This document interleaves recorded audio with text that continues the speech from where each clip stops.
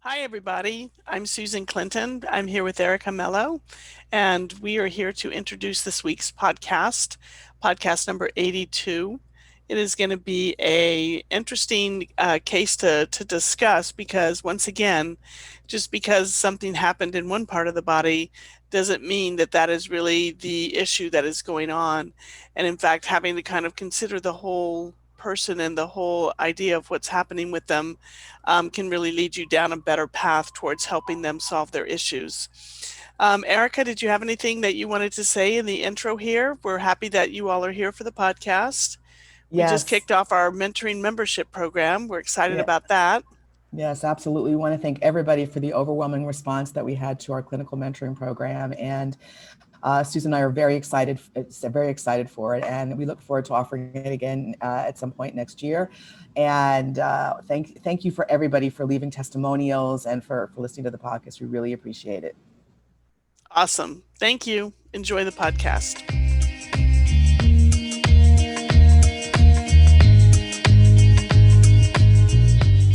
All right, welcome to podcast number 82. I'm Susan Clinton, and I'm here with my co-host Erica Mello, and we are tough to treat. How's everything, Erica? I'm well, Susan. Thank you. Nice fall weather here in New York, Yep. at least. So, Yep. The that's trees that. are changing colors in Western PA a bit uh, earlier than usual. So we're having a really nice firestorm of oranges and reds out there, which oh, is that's pretty to nice. see. Yeah, it is. It's really pretty to see. Okay, Yeah. let's get right to it. This is a client that I'm just going to talk a little bit about what occurred, what happened, and what's going on here. She is a lady who is in her 60s, young 60s, and she was had an ATV accident with her two grandchildren. The ATV flipped, and Wow. her two grandchildren perfectly fine, no problems. Um, but she flipped, and the ATV fell on her and then bounced off of her. Oh my Lord. She had to walk about a half a mile back to where her husband could pick her up in the truck. So she was walking the whole time. She said immediately she had a lot of left hip pain, Mm. left hip, left pelvic, kind of just left sided pain. And had to carry her youngest grandson back and went to the ER. The x rays were really kind of unrevealing that she was still in. But they weren't satisfied considering the accident and everything. So they decided to go ahead and do a CT scan, and they found a fracture of her right ILA on her sacrum. Oh boy. Okay, so she had a sacral fracture on the right, but she had left hip pain. Mm-hmm. So she was on crutches for 2 weeks and quite miserable, as you can imagine. Yes. Unable to lay in bed, unable to lay on either side, unable to lay in bed. Had to sleep in her easy chair. Mm. Um, then she, just did the best she could to get around. And from there, she, started progressing, taking herself off the crutch. Weight bearing is tolerated was kind of the key there.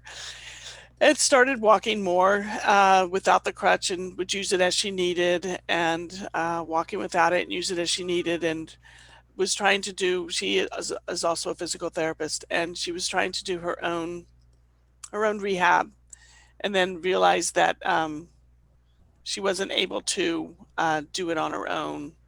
Yeah. So when she was when she was on the crutches, she still had she had right pelvic pain, but the left side felt better when she was on the crutches. When she Mm-hmm. started walking more, her right her right side was still a big problem. So she was having pain over the right side of the pelvis. I know initially it was the left, but Yep. now it is kind of like the focus has been on the right. Yep. And right, the right butt cheek, and really unable to lie on her right side. She could lie on her left side for part of the night, could not lie on her back or her right side. So she could start off in bed for a while, but then would have to go to the easy chair. She wasn't able to squat, bend over, or at that time, and she was using a single crutch to walk. Um, and she was and she said, and also sitting on a very hard surface was painful. So all of this Yeah. makes sense. What we're 2, 3 Yeah. weeks post fracture, that makes total sense. It takes a Yeah. long time to heal these guys, and it's just not going to come easily. Mm-hmm. She finally decided to get to work with a PT, and she started doing, some good things in PT, and she was feeling better, and she was walking a bit better. She said she was basically doing basic exercises to within her pain tolerance, and she started, doing some more forward bending. She was doing some right side leg lifts and different kinds of things, different exercises. And then she said that everything was feeling pretty good. That was going on in the first week. So she was feeling like, I just need to be with somebody that can just kind of coach me along to get a little bit stronger. Mm-hmm. But we're not really very far along. I mean, a fracture takes a long time. It takes a Yeah. long time to heal. And then she said after that, they started doing sacral mobilizations. Oh my God. Mhm. Like after fracture? Are And you kidding me? well, she said they start with where they were doing the mobilization wasn't where the fracture was. Oh, So but she was is it? fractured down on the ILA down low and this, the SI joint. So they were doing some sacral mobilizations, is what she described it as. And then she said that that's when everything started to fall apart. She was unable to move. It was like really, really, really bad. Um, at the same time, they also started her on uh, step ups and step downs. Jesus, nothing like So, loading that SI joint. Okay. yep. And then I know, right? And I have to tell everybody. I know you all are sitting here thinking, "Why is she laughing?" It's like I'm not laughing because my thoughts are just that, and I have the ability to sit back and listen so I can see the overall picture. I'm not in the middle of it with somebody, but it was just too much too fast. Yes, This was absolutely. somebody, they appreciate the fact that this was a pelvic fracture. She didn't fracture her pelvic brim, but she still had forces that went through her pelvis and trunk strong enough to fracture the side of her sacrum. Yeah, yeah, and So, that's fairly so that's you have to strong think about bones. here more than anything else is that there was a fracture. Yes, that's a big thing, and that's an important thing to think about and to work around. But you also have to think about the forces that went through the pelvis in order for that to have occurred. And she is not osteoporotic. She is not feeble. This is a strong, healthy, horseback riding, Yeah, tractor pulling, female that's just strong, so this is not like you're, oh well, like an older lady who fell and and fractured she her carried her pelvis. grandchild Yeah. after this accident. Yeah. So anyway, so it was just, the step up, step down, single loaded was, probably a bit too much. So it was hard to say. She said, I don't know if it was mobilization or if it was that, whatever it was bad. So she didn't return for a week, and then she went back and they backed off and things got a lot better. She was able to start walking 15 to 20 minutes slowly. Um, she was able to sit a little bit better, but she still couldn't sleep on her right side. And that, but she said, I'm still okay with that. It was making progress. But she said the pain really started to change, and it was now her left pubic symphysis, her left greater trochanter, her left groin on the left, her left SI joint, and around into the left labia. So she was Okay, really, and she said the pain was not there on the right, but what was beginning to develop was right heel pain. So right heel pain. yeah. Okay, So now we've had a full switch. Sometimes she can get, if she has to like lay on her right side or lay on her back, that can bring her right sided pelvic pain on, or mm-hmm. if she overdoes. But she said when she overdoes, what really bothers her the most is her heel on the right Okay. side. So she started off with left hip pain after the incident. She got the CT scan, right-sided ILA fracture. Then now it's moved to the left pubic symphysis, groin, SI joint, labia, and right heel. Okay. Right. Okie dokie. I got it. Mm-hmm. Interesting. Yes, very interesting. Um, Susan, was she so still on crutches at that point? Or I mean, on one crutch, or she was walking ambulatory independently? she moved the crutch to No, the side. She was like got it. sick of the crutch and not going to do it and didn't want it anymore. Okay. So this was all a first visit, was a telehealth visit, Mm-hmm. as we worked through all of these things. And so one of the things that we did was we just had a nice conversation about um, backing off, that she really needed to, that what she was doing was really confronting, her pain. Some people are avoiders, some people are confronters, right? And she was really, just bound and determined to push through this. And so we had a conversation about healing. It hadn't even been 3 months since all of this had happened. Uh, and it was just going to, it's part of this is going to take time. Part of it, you just have to let the physiology, the tissue heal. You just have to. Mm-hmm. And you need to respect it more while it's doing it. So we kind of went through how long can you sit before it starts to bother you? How much are you pushing through sitting? How much can you walk before it starts to bother you? How much are you pushing walking? What else can we do besides a crutch? Because she'd put the crutch in on the left side, but her right heel would still be really bad. If she was, I mean, she would put the crutch on her right side, sorry, to get off the left, but her right heel would get bad. So, Yeah. so we talked a lot about standing and sitting and things like that. And we put a belt on her. She had a belt at home, something that was similar to that, and she put it on. That helped Mm-hmm. a little bit. I Yep. said, wear that for a bit, but here's what I want you to do. And we just went through some just gentle movement exercises that were going to be full body. She really could bend all the way over. Mm-hmm. She That's could good. do a bend over and she could come back up and it didn't bother her. But she had to keep her legs wide apart. If she Yep. started to bring her legs in, the heel would start to bother her. So, Uh, ding, ding, ding, Interesting. neural tension, Right. right? Right. Absolutely.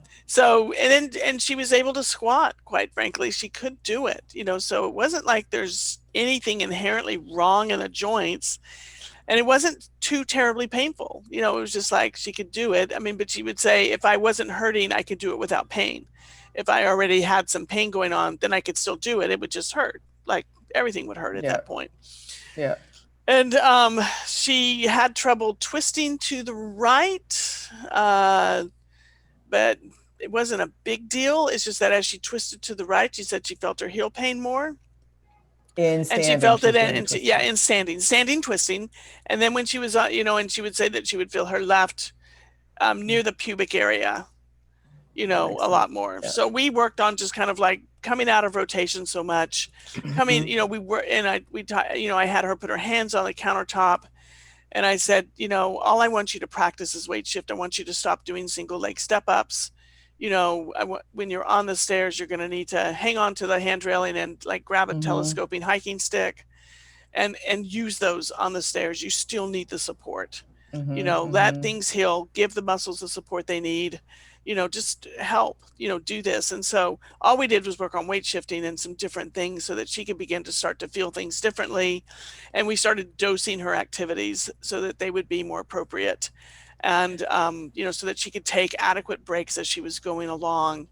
And she wasn't, the only other thing was that she could walk outside, but she wasn't walking her dogs, and that's okay. Somebody else, So, she had, because she like was a worried dog about them walker. pulling, Yeah. she didn't Yeah. want to get in a situation where she couldn't hold on to them. And so that's how we ended the first call. It was basically kind of a calm down, you've overdone it, you've way overdone it. She already made the decision not to return to the same PT place. And she said, what I want to do is she was leaving town to go be in Oregon with her grandkids, and she wanted to come in and see me after that. So that's where we left it, and it was just basically more of a calming down. When she came in to see me, um, she was a lot better. She was walking better.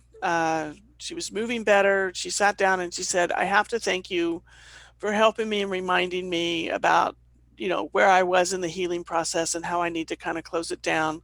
That I don't do as I say, or and things Yeah. like that." And she said, she found out a couple of things while she was in Oregon, that she had a that she had to do the stairs a lot, and that was really, really hard. And so by the Mm-hmm. third or fourth day that she was there, she was really hurting, mostly on the Mm-hmm. left side and the right heel.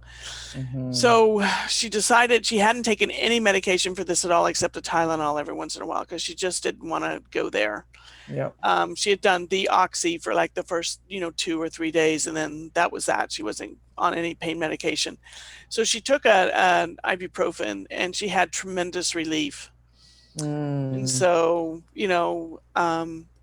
she said, I kind of realized at the time that there's probably more inflammatory stuff going on than not. Because usually, an ibuprofen is either going to really, really, really super work, and that means that there's inflammatory issues going on, or it's not going to Yep. work at all. I mean, we take Yes. it and we feel a little better, but Right. so I said, well, so how do you feel about that? And she goes, well, I took it that one day, it felt better. And then I took it on the day that I traveled home, and that helped.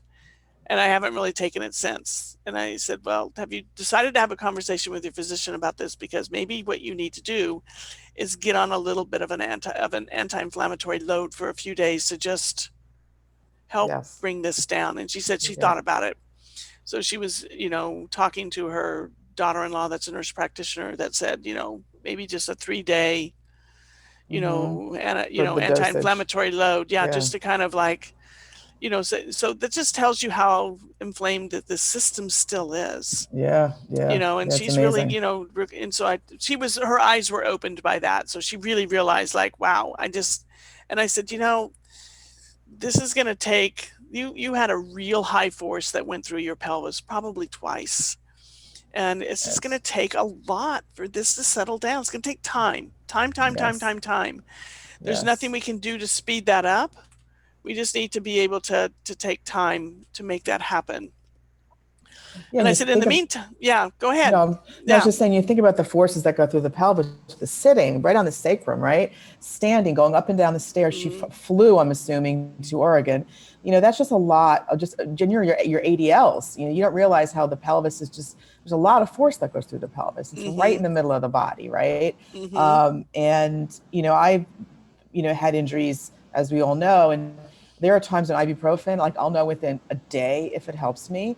Mm-hmm. And if it does, we have a right to pain relief. We do. And I think that we often forget that. People are like, oh, I want to take medications. I'm like, take the Advil for a few days. Just take the edge off. It'll build up in your system. The half-life, it just builds up in the system. And I think, I'll never forget this. When my mother was in the hospital years ago, when doctor said to me, he's like, everybody has a right to pain relief. And I'll never forget that.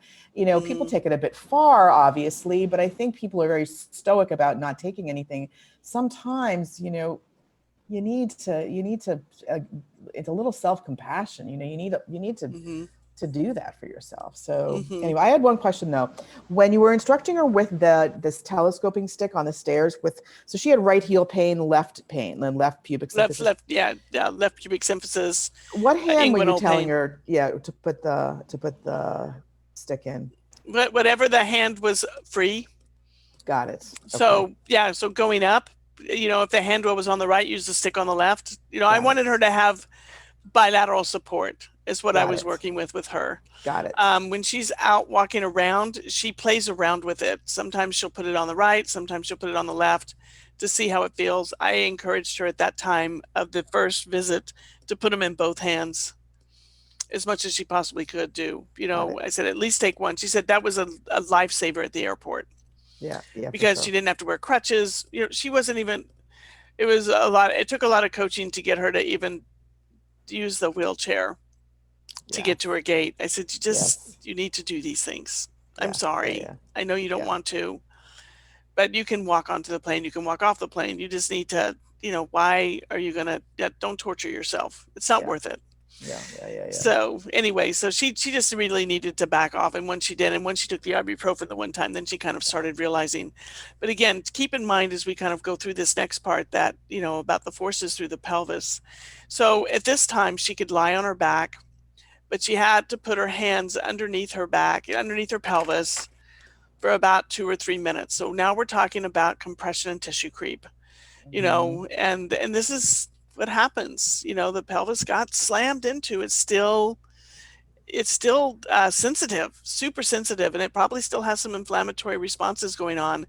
And those big joints in there, can get really sensitive. We know that with pelvic girdle pain. So, but once she did that and she put a couple of pillows underneath, she could sleep, and she could lie on her right side to sleep. Um, and that was good. So she was very happy about that because she's, like she said, I'm back in bed. Um, she could lay on her stomach to do, like she tried to lay on her stomach to do, some prone push-ups. It's not comfortable, but she could do it. These are things that she was reporting to me.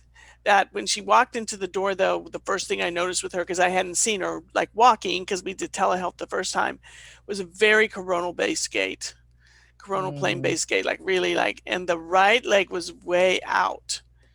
I mean, like it was almost like she was circumducting her right leg, and then mm, and then stepping through. It antalgic on the left, but she was circumducting the right. It was very mm. interesting. So you could tell right away she wasn't coping with load transfer well. Yeah. So You no know, medial lateral. Yep. yeah, Yeah. just wasn't coping with load transfer well, and her feet were No. coming nowhere close together. And at that time, she had been sitting in the car to drive to come to see me, but it wasn't a problem. Like she said, sitting in the car doesn't bother her. It's sitting on hard surfaces, that compression and tissue creep. That's what gets to her after a while, initially, Yeah. and then if she's there for a while. And Yeah. then you have to overcome that tissue creep to change positions. And so Yeah. it's just like this is things that are going to just take time to settle down for her. Um, so she is she when she was standing, I had her stand on her left. We just did some single leg stance. When she stood on her right, it was hard for her to actually balance onto her right side. She could do it, but she was really having to kind of like do a trunk lean to get over there. Then she would stand on her left, and she would stand way over on the left side, like she'd go very far laterally on the left side. Hmm. So, it was kind of interesting. And she said that, when she was just standing on her feet, I said, "Where are you on your feet?"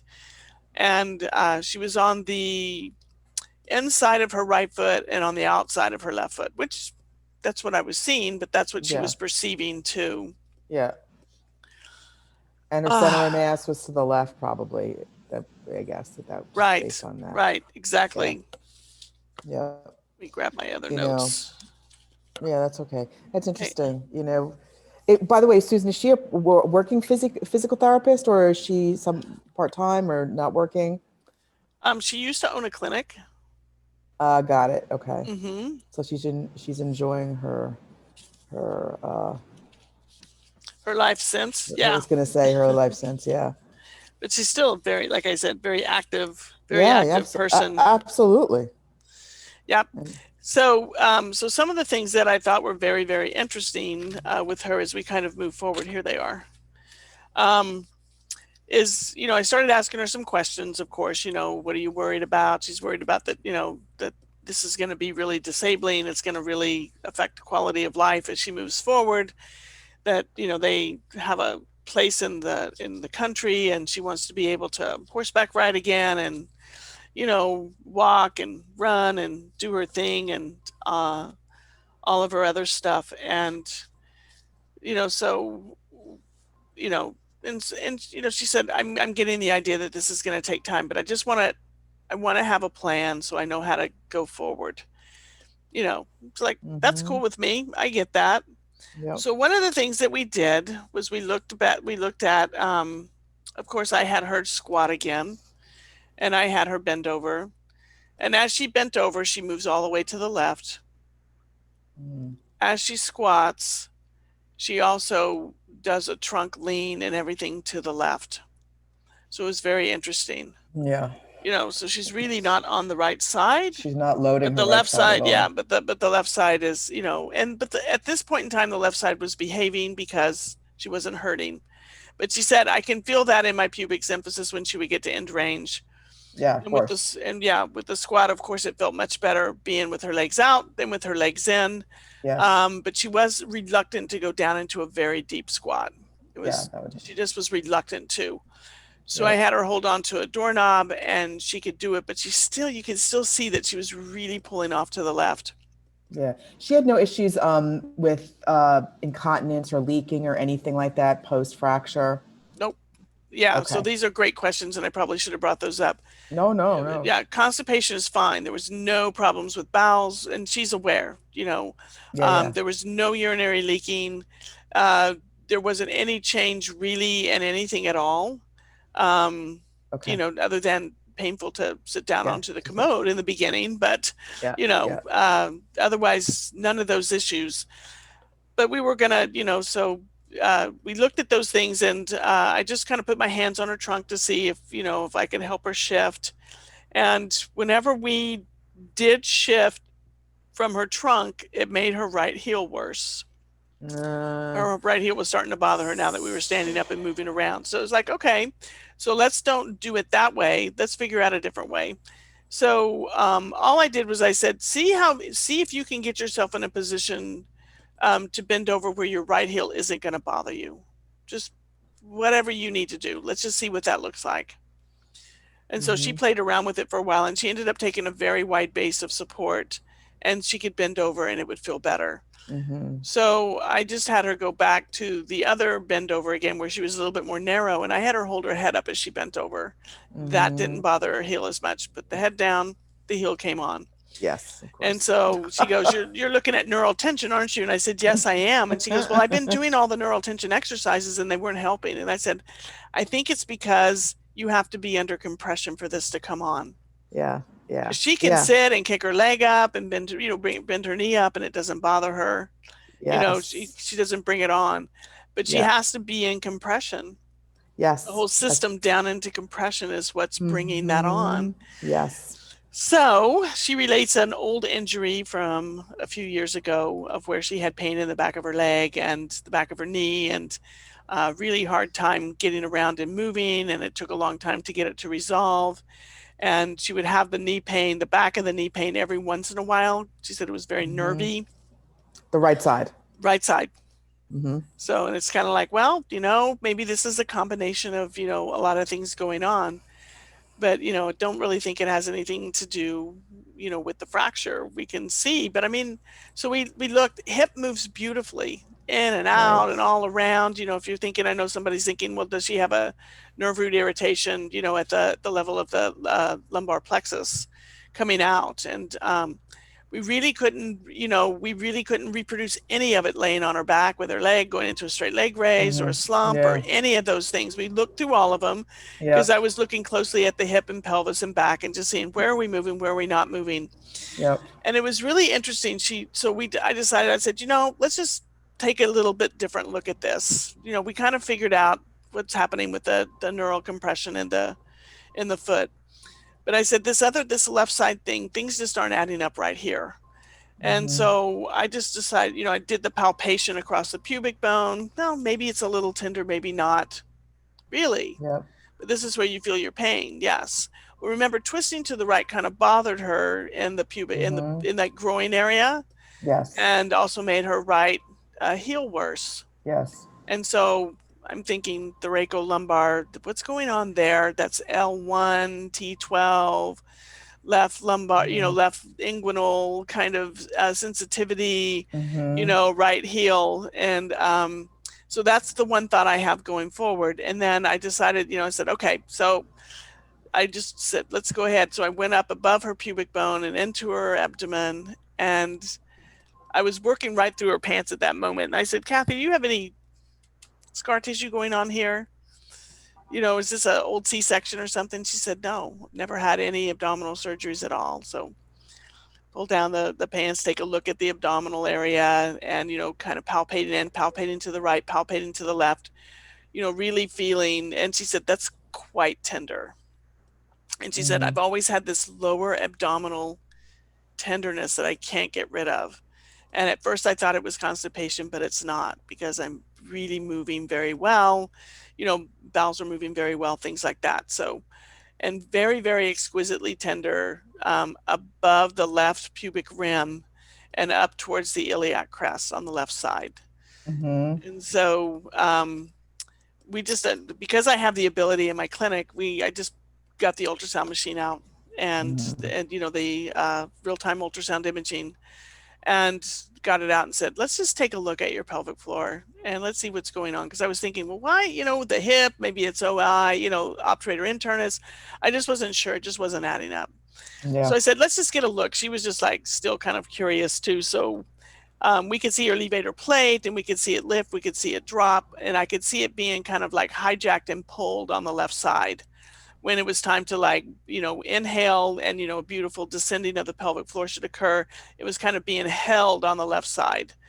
And, it's like, okay, so that may be a little obturator internus. So we did a little movement of the leg and some, hold, relax, and it still was being held. And it was like, I don't know if this is really, maybe I don't think the obturator internus is the driver here. Mm-hmm. So we said, let's see if we can. So we just went into the abdominal wall and we could see the thickening come all the way from the pubic bone up into the abdominal wall. And we could watch the transversus and the internal oblique and the external oblique, as she would draw those in, fatten up and slide the way that they're supposed to. But for her, the transversus abdominis and the obturator, not obturator, sorry, oblique, yes, the oblique weren't moving. They were really being held. They were trying to contract, but they just were like not moving at all. So we did some things. We just said, you know what, let's do some breathing. Let's do some stuff. So we did, we did some nice, easy, deep breathing. We did some concentrated kind of thinking about drawing the abdominal wall in, and she could start to get mobility there. So it could change. This is not a scar tissue restriction. This is a neurological holding. There may be scar tissue in there, and I would be surprised if there wasn't, because of the force that whole area took. Totally. And so we did that. Then we dropped the ultrasound onto her hip just to see, because I wanted to see what was happening with the hip, because you can find the psoas and iliacus tendon with the insertion, and we could tell that what was happening is that she would try to, because the cue is to try to start to lift your leg, and what should happen is the femoral head should suck into the acetabulum, to seed, to like start its rotation and posterior glide, and it wasn't doing that. So it was just trying to come up against the tendons there. So we kind of did like a little exercise, which is kind of cool. I just have people keep their legs straight, and I just say, just pretend like you're sucking your leg up into your hip. It's just like drawing in, just kind of like rotator cuff. I like that. No different, but and that started to perform a little bit better. It's great because it's biofeedback, and she could see everything. So then we got rid of the ultrasound machine. I said, okay, let's get to function. So we did the regular active straight leg raise. Oh, yes. How'd that go? And so it was hard, painful on the left, hard on the right, and so we did the things like I put compression around her pelvis, didn't change it. We did a little bit of compression across the pubic symphysis, didn't change it. I said, put your hands where you were, where we found all of the stuff on your tummy, like in that same area. I said, let's play around. And so we could find it. And it actually was a place where it was tender too. And I said, give yourself a little input there. So all she did with flat hands was get right on her lower abdomen on both sides, just above the pubic bone, a little lateral, and gave herself just some neural input, like, just a little compression in. Cleaned it right up. No pain. No pain whatsoever. Oh my Lord. So then we got up and I said, okay, let's try this. So she got up, she got on her feet, and I said, go for a walk.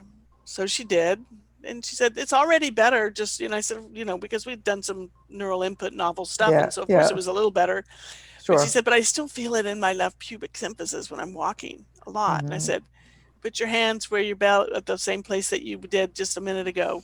She put her hands on her abdomen, lifted it up slightly, and she could walk free as a bird. My Lord. That is fascinating. As a bird. It was totally fascinating. That's why I couldn't wait to share this with you. It was like, oh my God. Did that input, I'm just saying, did that input just literally give her, either balance some neuromuscular force, relax the muscles, whatever. It changed the input to her brain where she was able to let it go. Yeah. And that is fascinating. So you know what the intervention was? It was like, we need to get, some sort of belly band abdominal support for her to walk in. So she tried. So question: the compression that you applied initially to the pubic symphysis and the pelvis, how different was that from when she did? Was she up more on the She was up more on the abdominal wall, and you were down more on the Yeah, hip I and was down. pelvis, I was like lateral on the ASISs. pelvis, Yes, coming in, and then I was quite low on the pubic pubic symphysis. symphysis. Yes. Yeah, coming in. It was the input into the abdomen that caused the change. Yeah. So the pelvis didn't like the compression. The abdominals Right, like more right, of it, more support. right. Interesting. So here's the intervention: get a belly band. I told her, I said, get one with Velcro so that it's easier to adjust. I mean, Yeah. she knows the drill. It's like you need to have adequate compression, but not enough that you can't breathe. The whole thing. I Right. said, don't let it cross the hips and the ribs, but Yes. put that on when you walk. Number one, first thing, like, do that. Is it just called Second, belly band, Susan? yeah, you can call. I mean, I think Spanx calls it a belly band. It's just Ah, basically compression around the center. yes. Got it. Postpartum, there's a lot that come with Velcro. There's some that are stretchy Ah, that you just pull over and slide down. She just needs support there yeah, got it. right now to heal. She just Yep, needs, for sure. when she supports the area, she can walk easier. She's in less pain. And it's, why that area wasn't, her left side of her abdomen was having problems, probably a pain response, And then we stood up and we did the Reiko Lumbar rotations Mhm. to start to get that. And I just had her stand and kind of start gently rotating, making sure her feet were doing the same thing. We did it with her feet in close together. We did it with her feet apart. She didn't like it close together. She liked it apart. So we started apart and then stair stepped it in, because I'm thinking still that Mhm. rotation piece, right? For Yep, the pain yep, down the heel and the yep, yep, yep, other thing and whatever. I don't know. I'm just, and the thorax was a big, yep. not the thorax being pulled and all of the stuff that was going on. I thought the rotation might help the system a little bit. And then we did some standing, not single leg stance, but as she would stand on the left, I would just have her think about just drawing your hip up and in, Yeah, yeah. Mhm. as you Doing. begin to gather your forces and pick your foot up on the other side. And then we were doing that kind of on both sides. And then I taught her some of your favorite tricks for the thorax, and I had her doing some wall dogs and some cat Yeah. cows with their arms up on the wall to try Yeah. to get some motion into the thoracic spine. But she was Mhm. also with her feet flat, so that we had her bringing her head up and down, so we were working the neural tension and compression as well. I love it. And that's what I've sent her home with. And the update is that with the abdominal bracing is helping tremendously, Yep, and the other stuff is coming along, but she realizes it's going to take time now, yep. and it's just not going to be a fast thing. But she feels like she's in the direction of really taking care of herself, and it was an eye-opening experience to kind of like, for Oh, both of us to just like, hey, yeah. why don't we just try this? And this is the part where, like I say with your clients, get curious, get super curious and start thinking, Mm-hmm. all right, I can't find anything here. Maybe, yeah, I probably could have gone into her pelvic floor and dug around and found tender points across her obturator internus, but it really wasn't going to change her experience. I Right, didn't feel like it was going to change her experience. Would it have been wrong to have done that? No. But I right. went, I just decided that I wanted to keep going until I could find a way to get her to be able to move her legs without having that pain experience so high. And Yep, the tip off was when we were doing the ultrasound to just look at the levator plate. The tip off was, I've always had, since the accident, since the minute of the accident, this has been my most consistent pain, yep, is yep, my lower abdominal area. yep, yeah. You It's know, interesting when she and had it's the her belly. most consistent pain, but she didn't tell me about it. Yeah, yeah. It's people, with accidents, they block stuff out, and or Hmm. they just they it's the human psyche is very different when it comes to this. Depends on their history, depends what they've been through before.